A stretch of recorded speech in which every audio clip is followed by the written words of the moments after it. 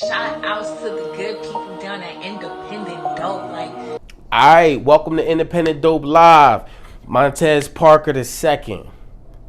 Appreciate you, brother. Appreciate you for having me. Yeah. So tell us a little bit about yourself. Independent Dope is based on independents, creatives, entrepreneurs. You're somebody that's been working in the cyber security and also physical security space. Just tell us about like your journey. Tell us who you are. So like you said, I'm Montez Parker. Grew up in Pennsylvania. Immediately after high school, I went to the Air Force for 6 years. I spent 3 of those years in Japan, a year bouncing around the Middle East, Iraq. I was in Qatar, and then I finished out in South Carolina.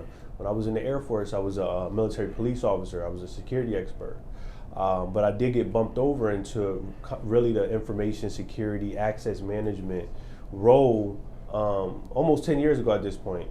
But we'll get into that later. So after the Air Force, I got out. I worked under Governor Wolf's jurisdiction, doing small business development for some years, and then I transitioned into a full-time entrepreneur.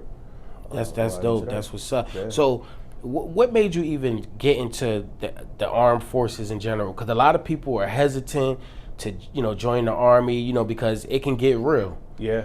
So and you ran Iraq. So what made you decide to I'm gonna join the Air Force? That's a good story to tell. Actually, so I didn't know what I was going to do in high school. I didn't know if I was going to go to culinary school.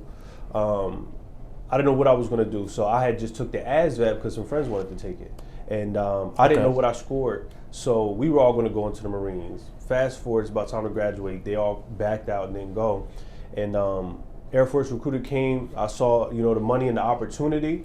I went. I figured I got there by 2 points. So I just got to the Air Force by the skin of my teeth, and the rest was history from there. So I got in. I went to basic training. Then I went to training to be a military police officer, and my first assignment was Japan. So I was in Japan at 18 years old. That's great. And how was Japan? How was Japan for a young black man?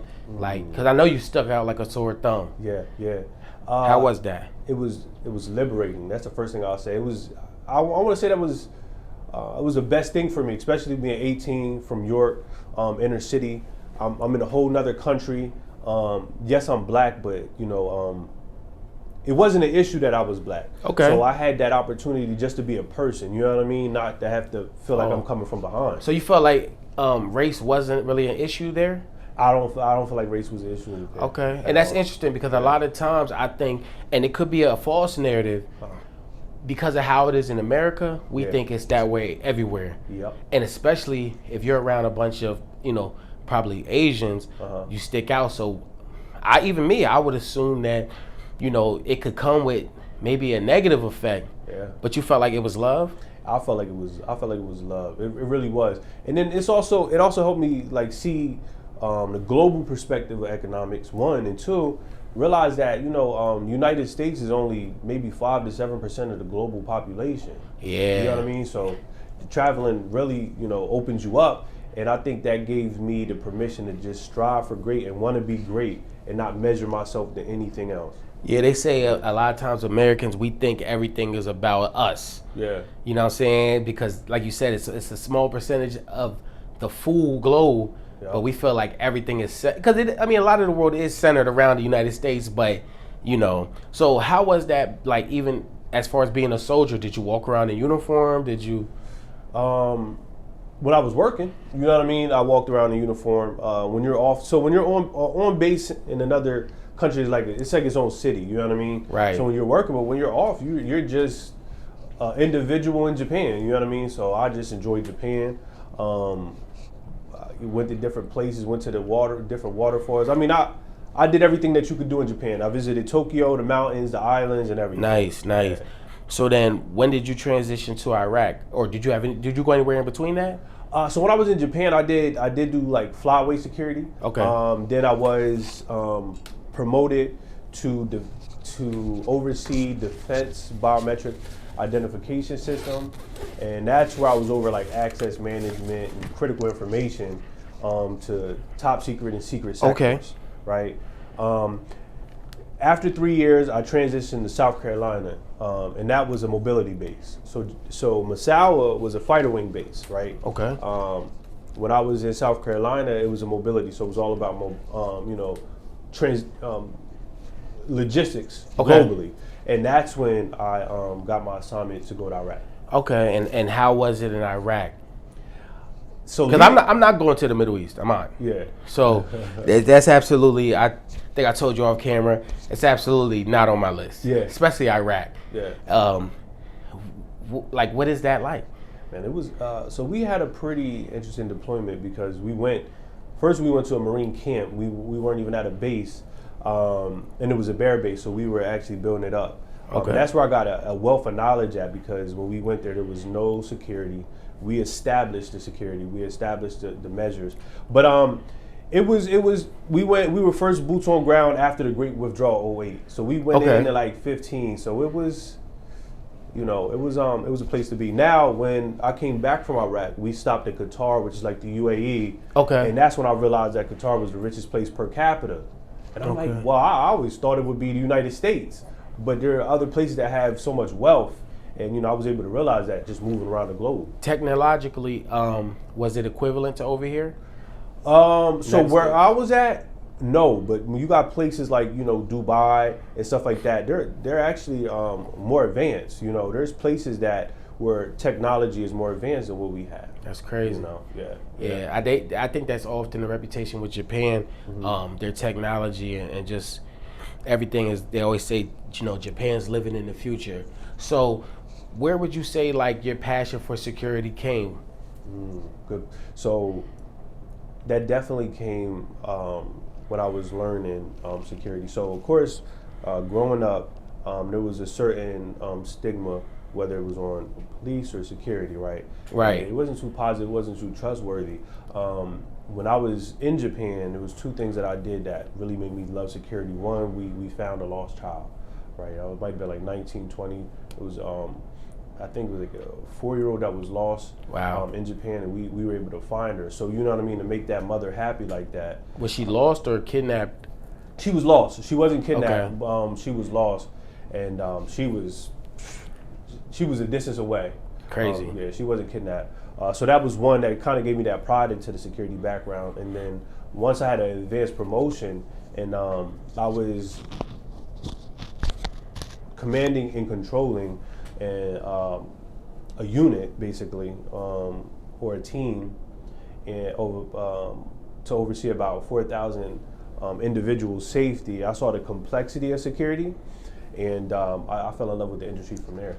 All right, that's dope. I like that. So it's just not like you said, especially maybe in inner cities, urban areas, we don't tend to think about law enforcement positions in the forefront. Yeah. They're not as popular for many reasons.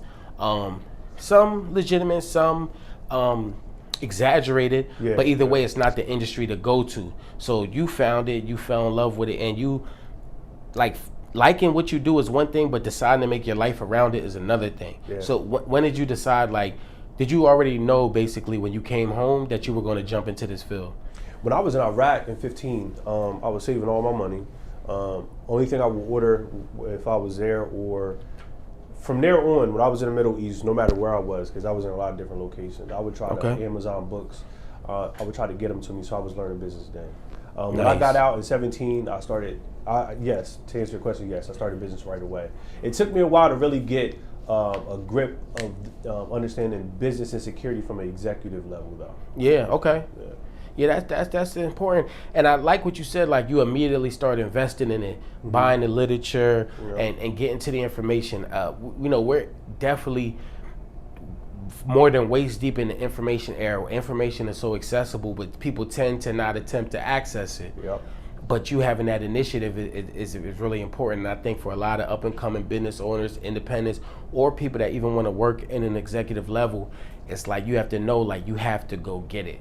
Yeah. It's not going to fall in your lap. Never. And I guess I could transition is that one of the reasons you get involved with the community so much? Is your goal to inspire people to teach them how to go about it, or what is your motivation behind that?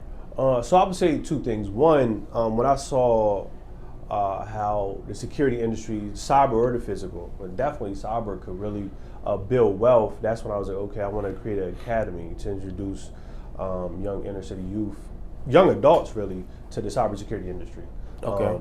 As one. And two, when I had that click in Japan, when I joined the military and I had that click to really allow myself to be great, I have a deep drive to help other people really, have that click to understand no matter your situation, you can change yourself and your environment. Yeah. Yeah, and you as you said, you're from York, Pennsylvania, Yes, and sir. that a lot of people live under the poverty line. Yeah. So opportunity is not something that they tend to think about in cities like that. So it's like, I think it's important to show young people, especially young black people, other options, it's just other industries. That's why I try to tell people about like marketing and the other sides of business. Yeah. A lot of people tend to, and certain things like real estate and stuff, they are a real good opportunity, but that's not everybody's niche. So It's like, I just want to show you another side, what has worked for me, and you're showing them what has worked for you. I think that's real important, you know what I mean? And you have the credentials to back it up, so you're not just talking. Like when you have an idea, it's one thing, but when you really pay your bills and live day to day off of it, it's another thing. 10 years in the security industry. See, that's heavy. That's, you know what I mean? And, over 10 years. And you're still a young man, so it's like, this is a good percentage of your life. Yeah. And I know you told me off camera, you said, when you were working, you were protecting over how many billion in assets? 3.5 billion. So how does that even, tell us about that. So when I was in the military, when I was in Japan, I was overseeing defense biometric identification system, right? It's a long title.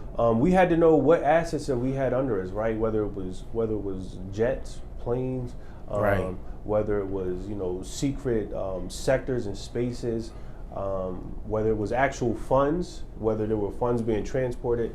We had to know what we had under our area of responsibility, and that I calculated $3.5 billion. Okay, that's crazy. And I mean, it has to speak to your being trustworthy, integrity, all that, because like the most important things people are going to protect is finances, government, and armed forces. Yeah. That has to be the three most important. So that's insane. So when you work with your clients, like, do you tend to work with people like in the government space, or like what's the most popular space that you work in right now? Government and healthcare. Okay. Are two focus areas that we secure on the physical and cyber side. One thing that I realize is when you work with the federal and the state government and the healthcare spaces, a lot of businesses actually service the federal government and the healthcare sector. So we also get those businesses that service the federal government because they have to become in compliance with cybersecurity regulations. Okay, so just to bring it back, what we were saying about like inspiring the youth and the young people in your community and things like that, do you feel like the security space is traditionally diverse? Like, are there industry leaders that look like me or you, or even come from where we come from, inner cities? There are more industry leaders now, right? It's increasing, but there's definitely a need for inclusivity, right? There's definitely that need in the area, and it's for benefit. Look at cybersecurity. That's a global business. Physical security is a global business. So the more diverse that space is, the more individuals we're pumping out of the United States to service a global market, the better we're doing. Okay, that makes sense. Yeah. That makes sense. Like, how do you think about security? And a lot of things with tech is like it's changing all the time, every day. Mm-hmm. Same thing with like the internet, like how algorithms change. But like, how do you stay on top of like the trends? Like, what's next? Like, how do you stay on point with that? That's a very, very good question, because I mean, now you have artificial intelligence, right? Right. So that's added to, and that creates massive vulnerabilities, because now you can have a bot that is continuously just attacking certain softwares or technology. The main thing is you have to, all learners are earners, right? Yeah. So you have to stay in your research papers, and you have to stay in the industry. And the other thing is you have to assess risk, right? So the risk that you had 10 years ago is not going to be the risk that you have today. Like, let's take it away from the technical aspect and let's just look at a vehicle, okay? The risk that you had in the vehicle, how you were able to break into, there's a lot more ways to break into a vehicle today. So you have to stay in that space and in the know, and you have to continue to, just increase productivity and efficiency in your business and your offerings. Yeah, the Kia boys went viral, breaking into cars. That's true. I seen something where now they're telling you to buy wallets basically with a metal casing because you can apparently strip information from somebody's credit card from 30 feet away. It's crazy. That's crazy. And they're all signals, and I don't think people understand. I'm not going to pull mine out, but your phone is a computer, right? It has a central processing unit. It's a computer. Right. It hits to the internet, right? The internet, that means it has an IP address. Well, if it has those two things, it can be pinged. And I don't want to get too nerdy with you, but it's a computer. So yeah. So a lot of times people talk about how the global scope of tracking people will change, and they always speak about these chips. Yes. And a lot of times people's argument, is your cell phone is tracking you. Your debit card technically could probably track you. Yeah. You know what I mean? Do you feel like that's accurate?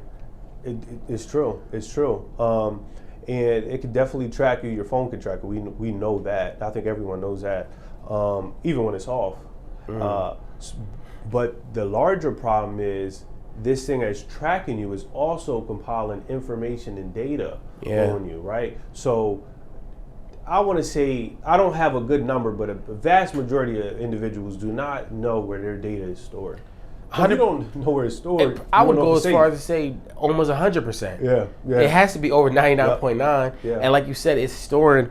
That's how data analysis works. Predictive, descriptive, and I can't think of the third branch, but I tell people all the time, I'm like, it gathers the information from past histories to tell you, to try to track your behaviors, to try to predict your future behaviors. So this is how they learn us. AI is based off of what has already happened. So you brought up AI, and one thing, I just had a discussion with somebody, and I'm like, I think they're going to implement strict laws soon because it's too much like facial replication, voice replication, to the point whereas you almost have to make people fear going to jail or something. Because it's like, they got commercials, ransoms, people fake kidnapped with their daughters' voices, and it's like, how do you avoid that? Is that something you guys fear in the industry? Fear, no. But if you've been in the industry for a while, you always know it was there. You know what I mean? It's like to cybersecurity professionals, it's like the elephant that's in the room. But sometimes old to you, new to us. Yeah, exactly. You know what I mean? It's been there, but now people are like, okay, we see the elephant. How do we address it? But it's always been there. It's just most people aren't educated. Decision makers aren't educated on whether it's cybersecurity or information security or artificial intelligence. They're just not educated on it. So there's a huge push to educate, the public on, technology, cybersecurity, artificial intelligence. Right. Yeah. Do you work with other brands, other companies? Like, do you have any collaborations? Like, I don't know how the security industry works.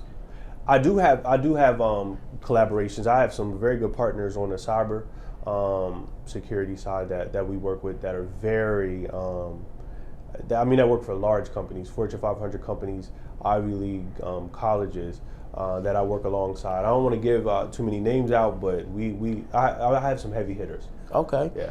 That's what's up. Can you give out some client success stories or anybody you want to? I don't know how you're able. I don't know what you can discuss and what you can't, because I know we spoke about before that a lot of the clients is NDAs and a lot of privacy. Because people, if they know who you're protecting, people know who to target. Exactly. So is it one of those things like you really can't say too much? I'll say I have long contracts with regional hospitals. Oh, okay. I'll say that I have solid contracts on the government side. Okay. We're certified federally with the government. We do work. Okay. And we have worked with different DoD. Okay, and I know on the cyber side, you pretty much have national clientele, but on the physical side, what area do you tend to service more? Physical side is more regional, right? So Okay. we're more regional Pennsylvania. Which region is that? Or you're right. We're more central Pennsylvania. Okay. So that's the region that we focus on with physical. Cyber, we're international. Okay. Oh, international. Pardon me. Yes. Nah, okay, and I guess that's the good thing about the digital side. You can help somebody in Australia.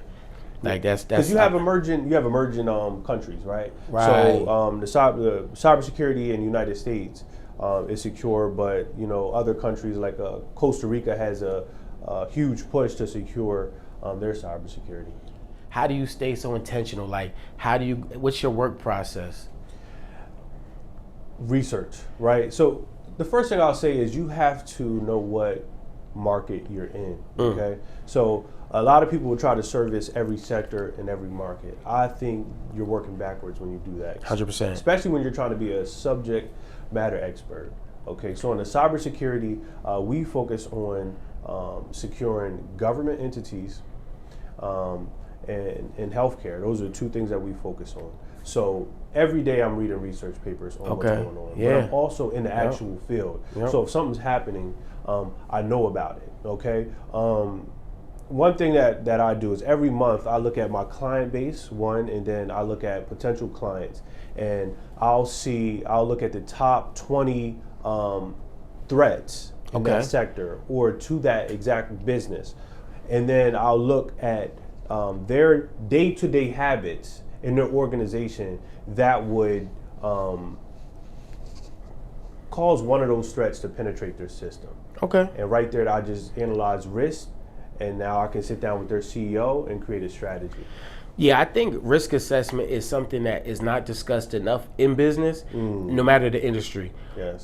If even simple things like, well, maybe it's not simple for everybody, but things like SWOT analysis and things like that, strengths, weaknesses, opportunities, threats. It's a lot of times businesses simply fail because they fail to plan. You know what I mean? So when you were setting up your business, did you lay out things like that, your risks in the industry? Did you learn it as you went along? Like, were you that prepared? That's A mix of both?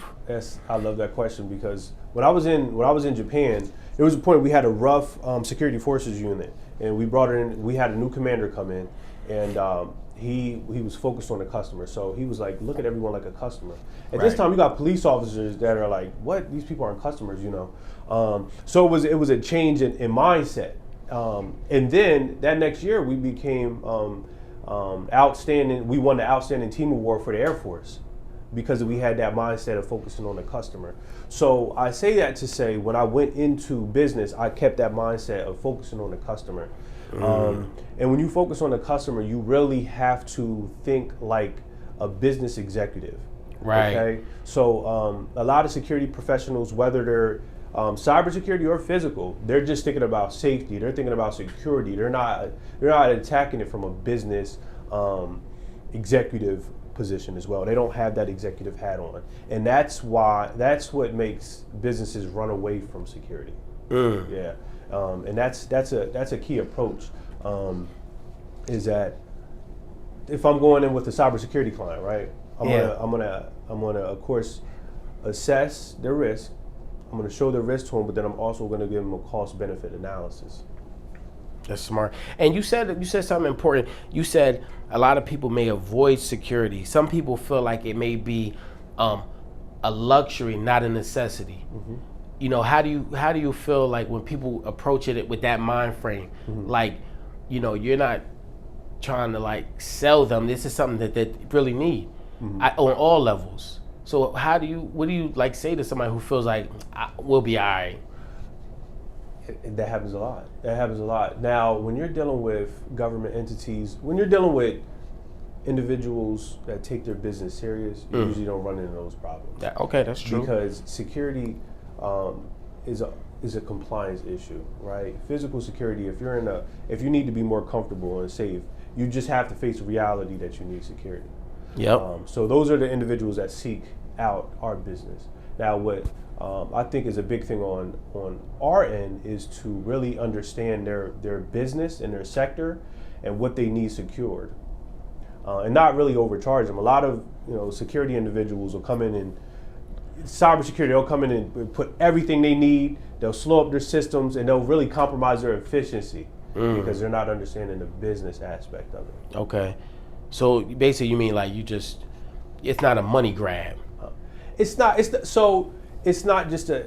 money grab, yes, but security experts need to understand how to properly analyze risk and to say, okay, here is where your sensitive information is, and this is where we're going to focus on. This is the one thing that we could do to protect 70% of your organization, right? So if I can take one swing or do one thing to protect 70% of your organization, that's effective. Right. So, and this is slightly off, but I know you have some certs, some awards. To talk about that. I think that's important for people to know. Okay, I appreciate that. So when I was in the Air Force in Japan, I won 35th Security Forces Airman of the Year twice. We did win Air Force Outstanding Team Award while I was in Japan. And then when I transitioned out, I was nominated for a Governor's Award of Excellence as well. Oh, that's dope. Security is such a sensitive industry. So we have to know, like, is this person credible? Are they who they say they are? And I just think it's really important to know, that there's validity to what the person is saying. That's why I just wanted you to talk about that briefly. So this, just as an entrepreneur type of question, like, how do you balance? Because I'm sure you work some days, 10-hour days, 15-hour days. It comes with it. Yes. How do you balance that, quote unquote, regular life, professional life? Then you have a staff. So how do you balance all those things? How do you stay sane? There are parts where you can't balance it. You got to be, you have to face reality. There's some times where you just can't balance it, where you have to, where you have to keep the ship floating. Yeah. Now, once you get the ship floating, right? Once cash flow is doing well, once you have a solid team, that's when you have to really put that leadership and management hat on to look at things on a quarterly basis. So I'll look at things on a quarterly basis and I'll say, okay, maybe this week I'm going to be out the house a lot. I'm going to, have to be in New York or Manhattan, or I have a client here. Communication is key, communicating that. But the time that you have in the house, you have to, unplug and focus on that, focus on the kids, focus on the spouse. And when you're in front of your team, you have to unplug from everything else and focus on your team. So I think to answer your question, there's a good book called Deep Work. Okay. And it's really, not participating in shallow activities, but really getting, focusing on depth and everything. Who's that by? I cannot think right now. I'm gonna look it up. Deep Work is it's a very good book though, because it's focusing on attacking everything with depth. Yeah. So right now, how many staff do you currently have? We have about 12 to 13 full-time employees, and we have about 4 developers that we work with as well. Oh wow. Yeah. So that's crazy. So how do you balance just being a boss? You have to have a strong core team, right? You have to have a strong core team that you communicate with, that have the same principles and ethics that you do. An important thing that I've realized over the last 3 years is communicating your mission is huge. You have to have a purpose or a mission, and everyone has to buy into that purpose and mission. Okay. And you have to be moving towards it, because when you're moving towards it, that makes people want to come to work every day. Yeah, that's what's up.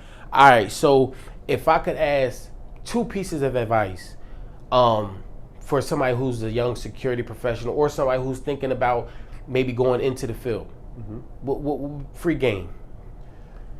Browse YouTube. Look up Cybersecurity 101, right? First thing you have to do is understand what are the different disciplines in cybersecurity. Do you like hacking? That means you're going more into risk management. Do you want to be a cybersecurity architect? Do you like networking? Figure out what you like in cybersecurity, and then learn that trait every day. Spend 30 minutes a day learning cybersecurity. Okay, so first I would go on YouTube and just learn about the cybersecurity industry and like an intro to cybersecurity. Then I would take my discipline and I would learn that. I would read books on it. I would get a mentor that has the same discipline. And 3, I would go on things like Hack the Box. If you want to learn how to do ethical hacking or risk management, go to hackthebox.com and go through all the classes. And then, once you get a little into it, you want to set up your own virtual environment on your laptop or your computer and start working on, cybersecurity tasks, right? You don't want to go too far into hacking, but you can do it in an ethical way that you can learn it. Yeah, that's the thing. I think sometimes hacking has a more negative connotation, but not knowing that there is many industries and companies where the same skill set is applicable in a positive way. Yeah. You know what I mean? So are you a hacker? Yes. Yeah. When I was a young cybersecurity professional, I used to say, "Oh, I'm a hacker," and it was a guy. He was very successful in the cybersecurity business. He was like, "What you're doing is called risk management." Right? So Okay. he taught me that. He taught me the business strategy term, the good term, because what you're doing is showing someone their vulnerabilities, Right. and you're writing it down, and you're saying, "Hey, this is what you're vulnerable to, and this is how we can secure you." Yeah, I think that's dope, man. What's one last thing you want to tell us about Parker International Security? I'm glad you asked that question. What I'll say is when I honorably transitioned out of the Air Force, I transitioned my military charge to safekeep the physical and digital space as well. So my mission is still to ensure that the physical and digital space is safe for individuals to live, work, and raise a family. And the reason that I say that raise a family is because if your bank account is hacked and wiped out, you can't raise your family stress free, right? If your child's school is hacked and they steal his or her social security number, and then they use that, you can't say you're raising your family stress free. So ensuring that we are putting just as much focus on keeping the digital space safe is paramount. That makes a lot of sense. Yeah. I just think, it's an important space to be in. Sometimes with the industries that we're in, they're not the most glamorous traditionally, the most talked about, but sometimes it's the most important. You know what I mean? I'm not typically in front of the camera. I work behind businesses, behind individuals, things like that. You won't be in front of the camera, you work behind business, behind individuals. But I think it's important for people to know that these spaces exist and the importance that they have. Let me tell you something about that. And this just speaks to diversity in business in general. And this speaks to individuals really broadening their scope when it comes to business. Even if you don't want to do security. When I worked under the governor's jurisdiction, helping to build, small businesses. Right. I just saw how many sectors of business there was. There's people that's making millions of dollars selling pins. You know what I mean? So broaden your horizon. Read, get out there, travel the globe, and figure out what you want to do, what you love, and wake up every day and go 110% at it. That's fire. All right, man, we're going to end it right there. Montez Parker II, Parker International Security. Yes, Appreciate sir. you, my guy. Thank you. Thank you for All having right. me. Shout outs to the good people down at Independent Dope.